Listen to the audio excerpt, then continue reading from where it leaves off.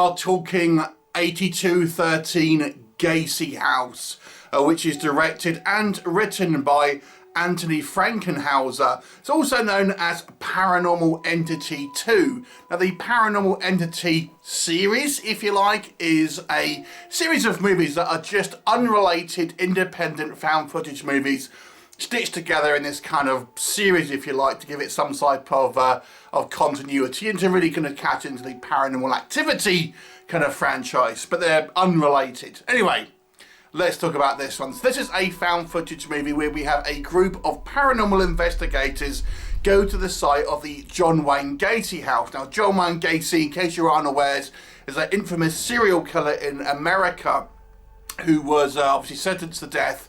And in this story, these kind of group of investigators want to go to his the site of his residence. The house was actually just demolished and then kind of a new one rebuilt. But they go to the same site at least and investigate this new house, which has since been abandoned, and try and see if they can capture any type of paranormal activity. And you can probably guess that they absolutely do. Now, what will happen exactly? You'll have to watch the movie and find out. So this is actually an asylum movie. Now, asylum generally do mockbusters, that's a kind of rule of thumb, but they do the occasional kind of, you know, independent standalone movie, original movie, and this is kind of one of those. Although I do say, obviously, the paranormal, the Paranormal Activity kind of range is somewhat of a kind of mockbuster in its own right. So what works in this film? Okay, so it's very much a typical kind of found footage movie. It runs about an hour and 25 minutes, and we really don't see any type of true kind of threat to our kind of characters until 10 minutes to the end of the movie. And that 10 minutes is pretty action-packed, to be honest, and we do see a reasonable kind of low budget kind of display here where people can get levitated off the ground through wires and things like that, and sped off into kind of like dark spaces and pulled backwards and things like that.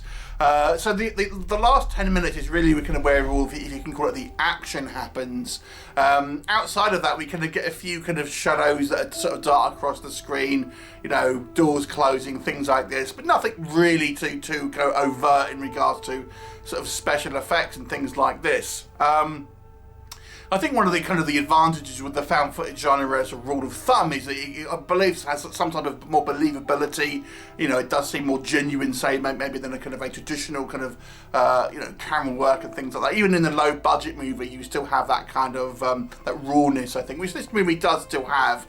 I got the impression that maybe some of the dialogue here is somewhat kind of improvised.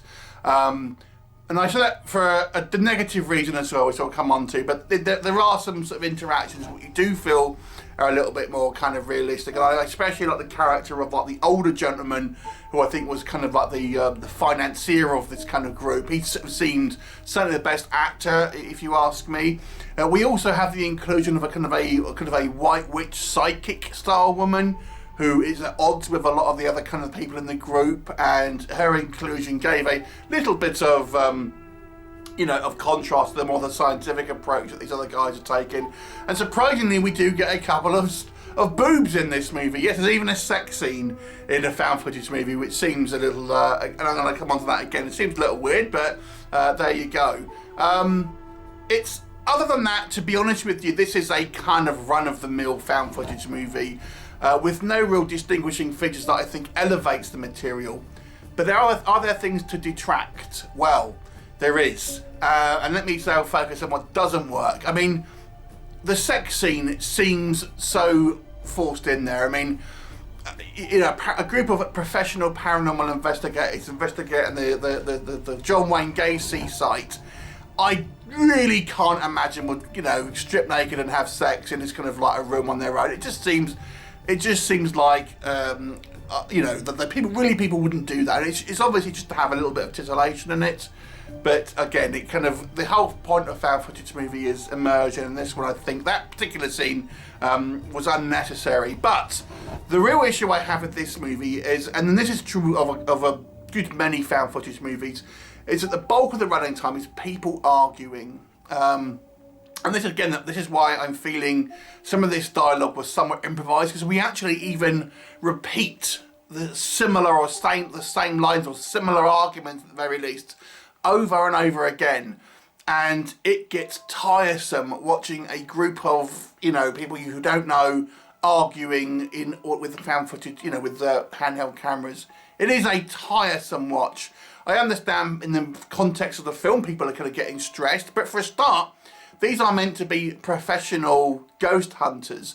So you would expect they would be hoping to see something and then not as freaked out if they do.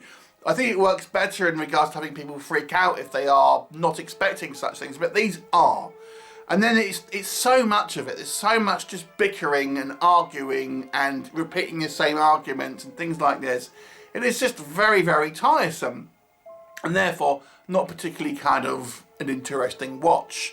As I've said, most of the action is kind of really relegated to the last 10 minutes of the movie. We do get a little bit here and there, but I think it would have been nice to have a little bit more kind of earlier on, and maybe even have our crew kind of more excited to find something and having having evidence, and then kind of wanting to get more. And then rather than having arguing, you could have them kind of like feeling, you know, good about themselves, and you can actually have an excuse then to have more kind of like overt things happening earlier in the movie. But you know, people at that point thinking it's all going to be happy days. Of course, we know it isn't. That to me would have made the movie a bit more, you know, interesting with different types of emotion, and also have the excuse for having, you know, more overt supernatural stuff happening earlier in the movie. When we do see stuff on screen, it is more just in camera people kind of getting hoisted up by you know, wires and things like that. We don't really ever get a good look at a John Gacy sort of ghost or anything like that. It's a couple of kind of shadows. We see like a thermal image, and there's one brief shot, but it's not a lot really. So those of you, you know, who you never really see anything in kind of fan footage movies, this one ain't going to change your mind. And there are a little bit of kind of ropey acting in this movie as well. Overall, this is an unremarkable found footage movie, only for real kind of found footage purists, because it doesn't offer anything new. It doesn't kind of really give you much in the way of genuine scares. And quite frankly, watching people argue for an hour is a little annoying. So I'm going to give this one a 3 out of 10. Have you seen it? What did you think of it? Leave me a comment and I'll look forward to seeing you next time. Bye for now.